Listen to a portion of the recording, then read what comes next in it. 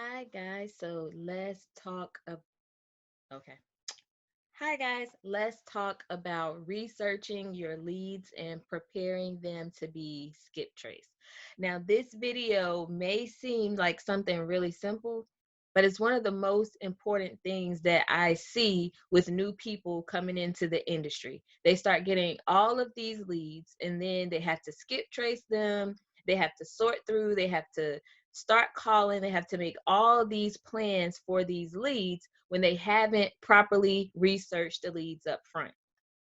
So the video that I'm about to do right now is a video that I'm actually making for our VA team. Okay, so when you get a new lead, what is the first thing that you do?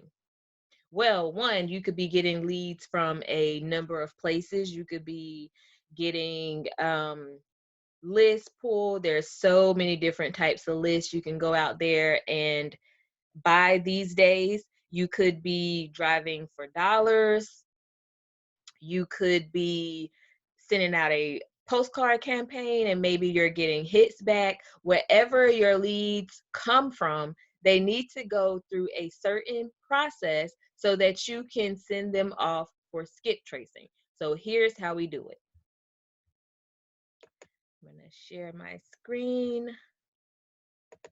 That's the one.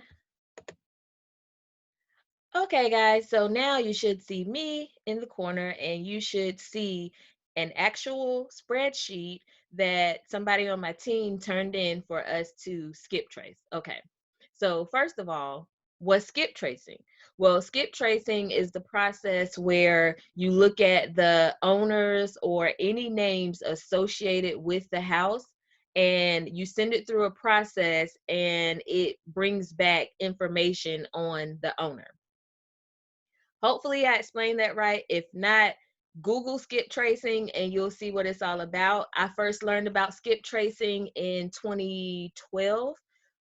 Actually, I'm sorry, 2013 when I worked for Wells Fargo. Of course, they're a bank and I worked on the foreclosure business unit.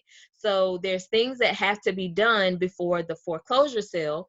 One of those things is like posting, I think for North Carolina, this will be a whole nother video, but say the notice of sale or whatever filing documents have to be online. So they have to look up any heirs associated with the property and they have to make sure that they serve everyone that is, what's the word I'm looking for?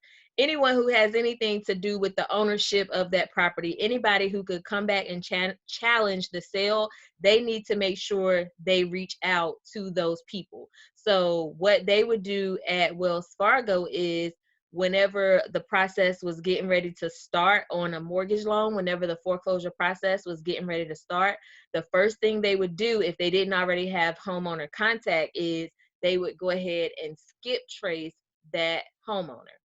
So they would send it to the lawyer actually, and they perform that as a part of the legal services that go with foreclosure. Now, in the investment world, it's done a little bit differently, especially with the rise of new investors, new systems, new apps, and all that. So now, in a roundabout way, just about anybody can skip trace, which it sounds kind of scary maybe because you have anybody who can just get a hold of your information. I know, I mean, it seems scary to me, but not to dwell on that. Let me just keep going. I don't want this to be a rambling video. We are talking about skip tracing. So you have these leads. Now, what do you do to get them to the point where they are ready for skip tracing? And I just lost my train of thought. One of the main reasons why I wanted to do this video was somebody that I started coaching at the end of last year. They had all these systems and stuff that they were using, but they really didn't understand the process of the skip tracing and how to prepare their leads for the process. Okay, so if you can see my spreadsheet here, if you look across the top row, these are my examples. Now, this is an actual spreadsheet, so you'll see the addresses and the last names are blacked out because these are like some of our actual leads. So If you come over here to the first column, you see first name, last name, property address, city, state, zip, alternate address. After alternate address, you have a column for the city for the alternate address, a column for the state of the alternate address, and the zip code of the alternate address. So all that means is that when you look up a property, it could be vacant, but the homeowner, they're getting their mail so that they can keep up with their taxes, right? So that's where the alternate mailing address is coming in at. So you want to have it in its own column. So you can leave the name in the same column, but the alternate address, it has to be broken down cell by cell, just like the property address of the house.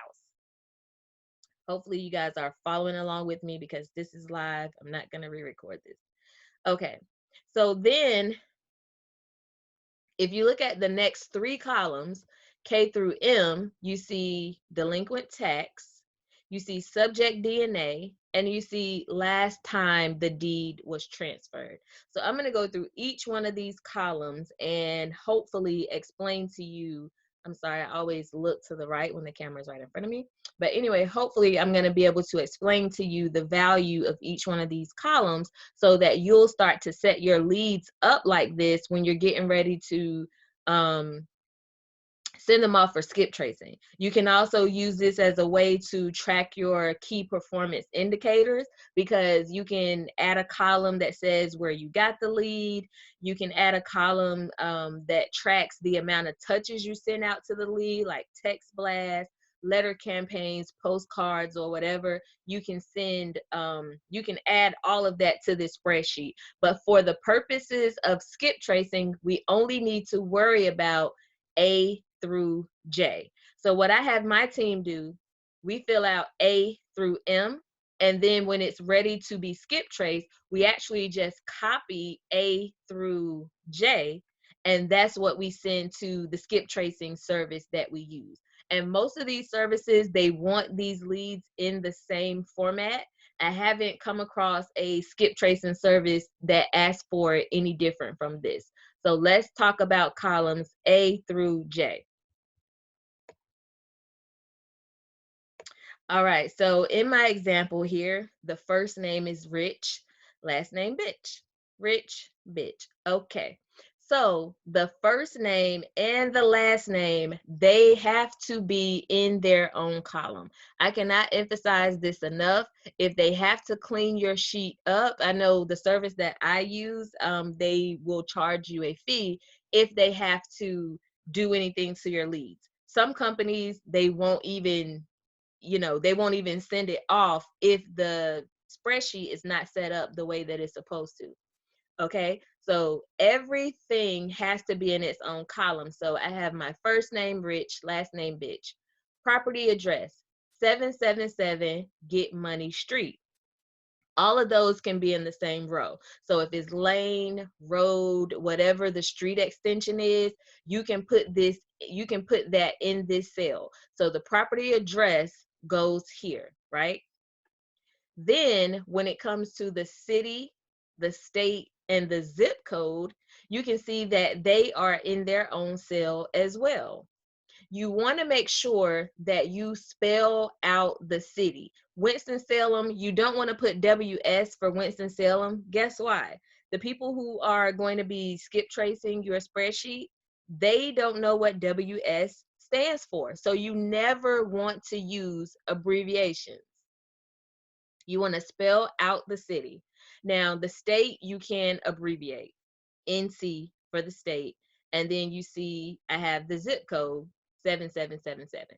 I keep the top row as an example, and this might be something you'll want to do with your virtual assistants or your team. Leave them an example that always stays at the top of your spreadsheet. That way, there's not a whole lot of room for error. All you have to do is literally look at how the spreadsheet is already put together. So we talked about alternate address and what that was all about. all you're going to do is, if there's another address listed on the property tax card, if there's another address listed outside of the subject property, then that's the alternate address, right? So 444 Boss Lane. Our fake city is Baller Town. State, NC. Zip code 1111. It's the fake zip code, so okay. We got that. So A through J is pretty much cut and dry, right? It's all about the property. If there's more than one name, let me come back over here before we talk about the last three columns. If there's more than one name, let me just flag a couple on this sheet that are incorrect. So you see right here how they have the two names separated by and. This is a no-no. You don't want to send this off to be skip trace because it's probably not going to get a hit. The names have to be broken up. So if there's two people for the same address, all you're going to do is come down, and I'll show you what that might look like if I were to make this one how it's supposed to be. I want to insert a row below, right? Oops, wrong one. We go up, insert one below. Okay, so I would just come down here and I would take the Marjorie name and I would make that one on its own row. Sorry, y'all, I'm a Southern girl, so sometimes my pronunciation is off, but mind your business. Pronouncing R's does not get you rich. I'd rather misspell every single word, but have several $1,000,000 in the bank than to have, 3 or 4 college degrees and know all the past, present participles, etc.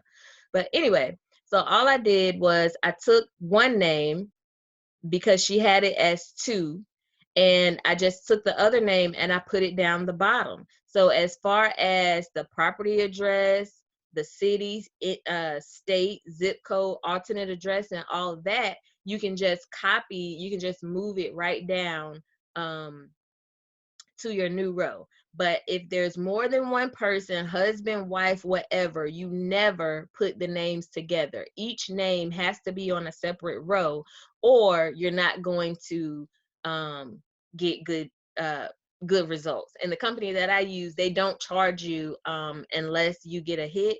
And most of ours, we get good phone numbers, emails, and everything. So, but and so now I have an extra row in here. I'm just gonna go and delete that one.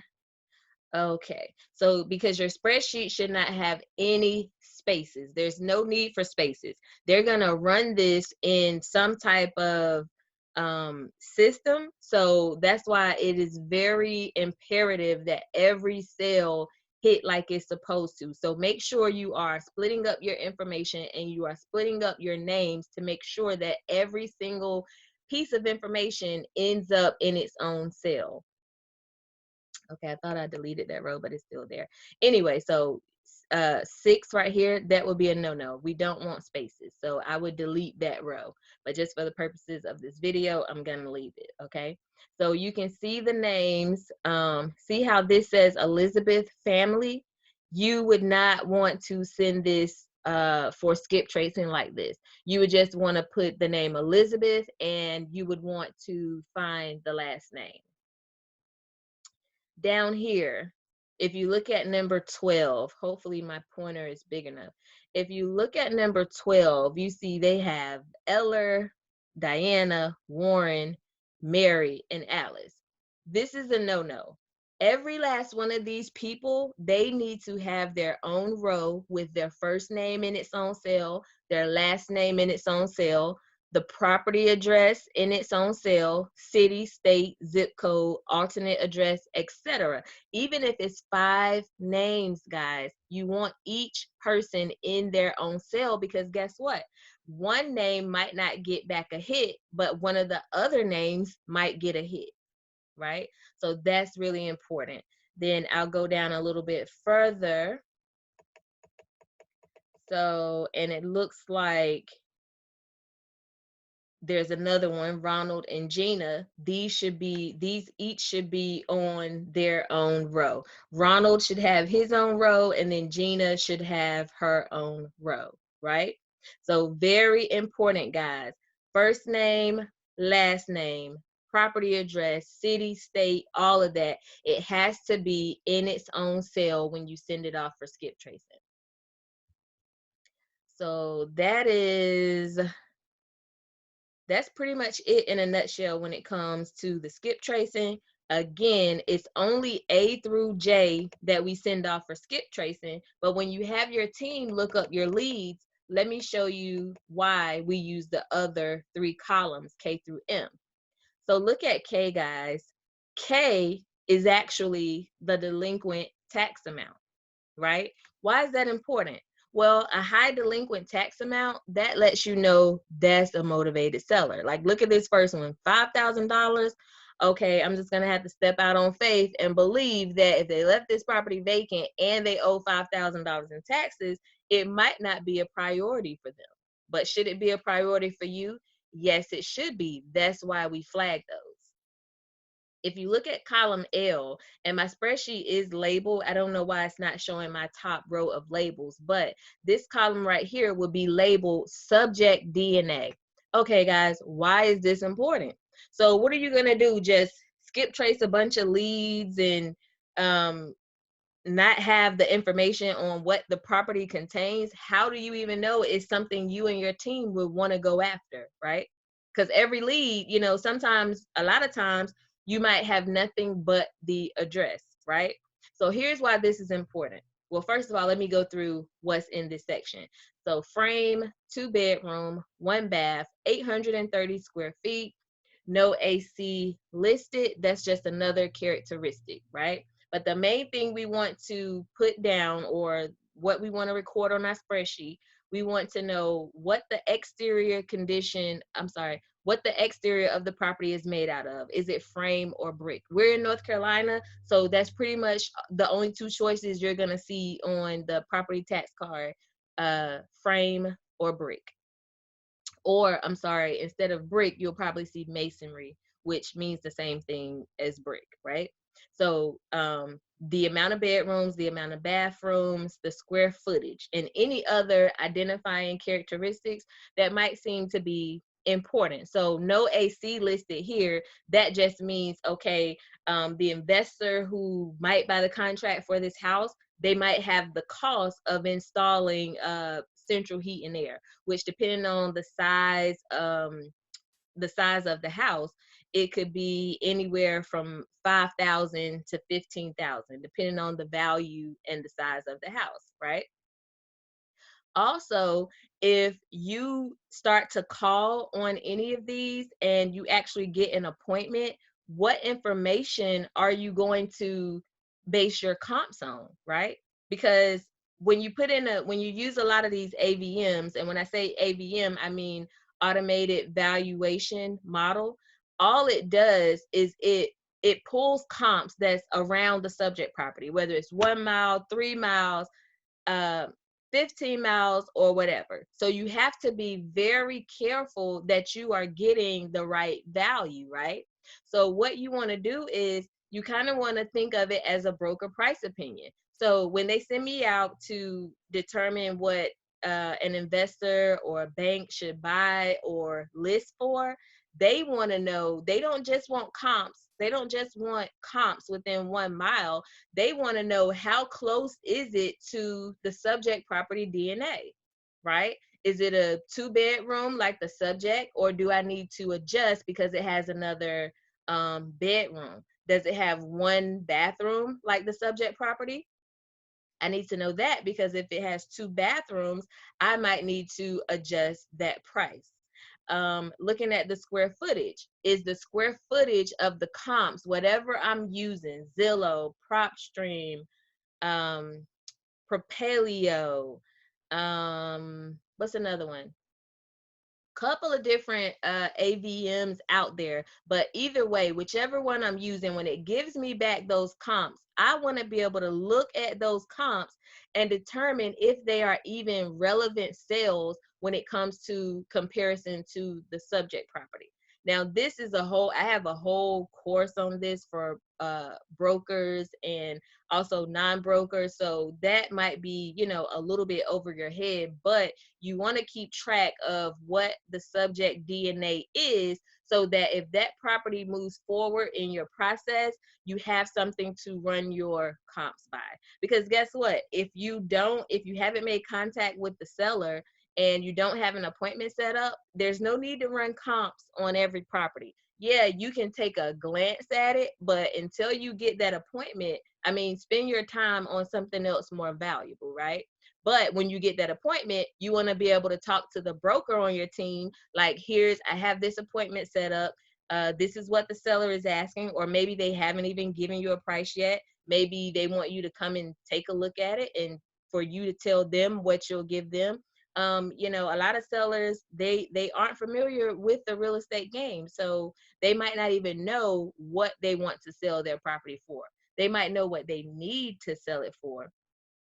Like say they owe a $58,000 mortgage and the house is worth $50,000, right? So they know they can't take an offer for $50,000 if they owe a $58,000 mortgage unless they're ready to bring money to the table. So they really have to want out of that property to want to bring that type of money to the closing. But that's just an example. So subject DNA, we keep this because when it's time to pull our comps, we want to be able to measure those comps against what the subject property actually contains.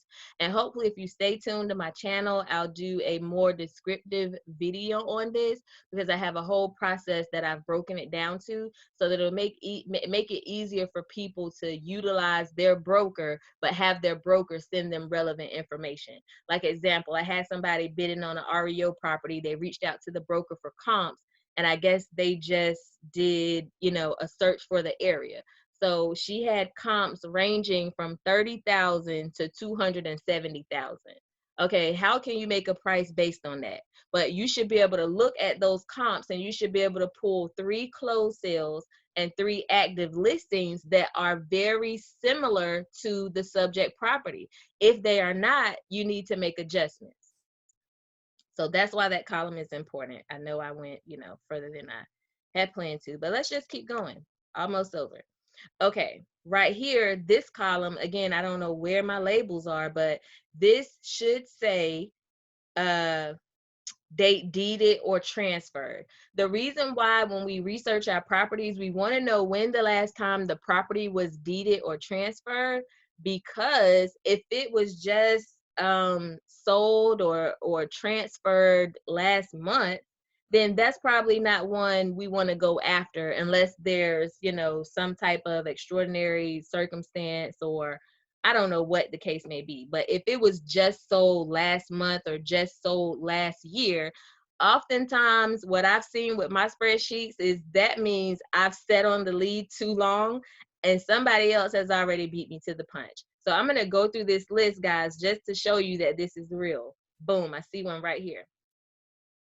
So this property right here,